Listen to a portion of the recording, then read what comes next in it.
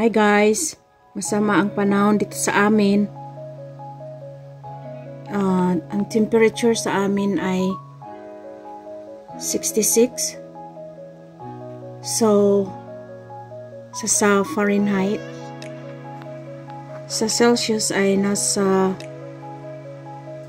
16 degree.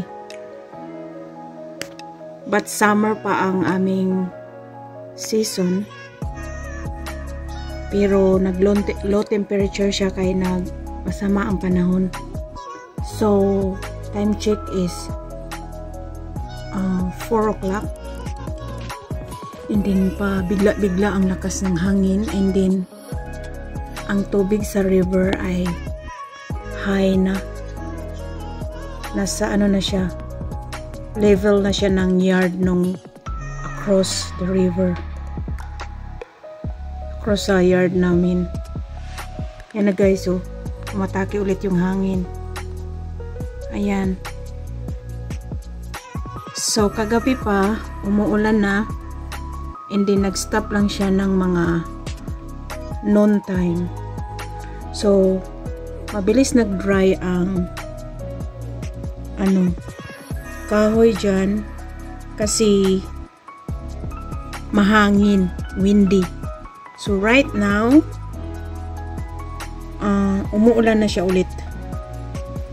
Ayan guys, umuulan. Tapos sabay hangin. Ayan, oh, ang lamisa. Ayan. So, yan ako natatakot dyan kasi mahangin na and then ulan.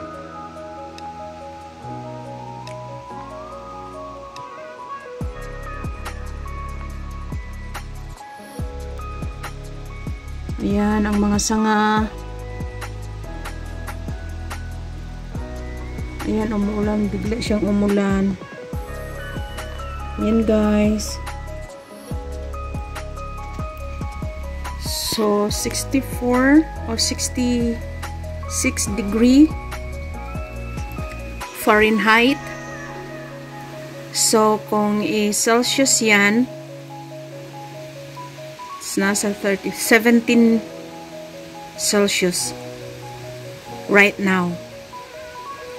So, malamig kasi gawa nung masama ang panahon. Since last night ay nag-start na yung ulan. Ayan. And then, nag-stop lang siya ng mga tanghali. And hangin lang siya ng hangin. So, dry na dry yung labas kasi ang hangin ay kakaiba. So, kapag humangin ay mapapansin ko kaagad kasi nakita ko kaagad dito sa bintana ng kusina namin. Nagulat ako bakit biglang dumilim. And then, ang mga sanga ay nag-ano na sa hangin.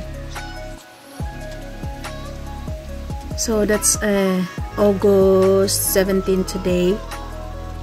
Ang update for our weather forecast. Maulan, masama ang panahon, and mahangin. And meron na namang thunder. So last night nakakatakot yung Tagalog sa thunder. Sa Bisaya yung dagundong.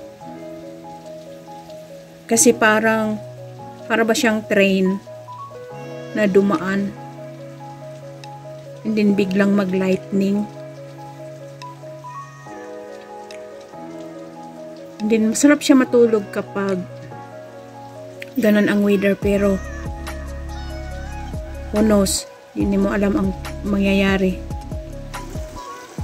So, kahit dito sa ibang side, wala akong nakikitang mga ibon.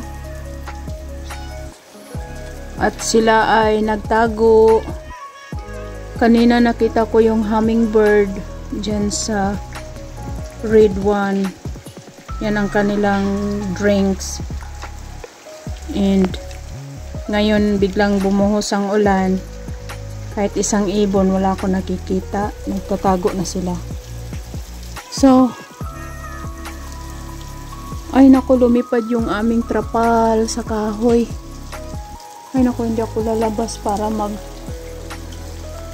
tinapalan na namin yan kahapon. Ayan guys, ang update for our weather.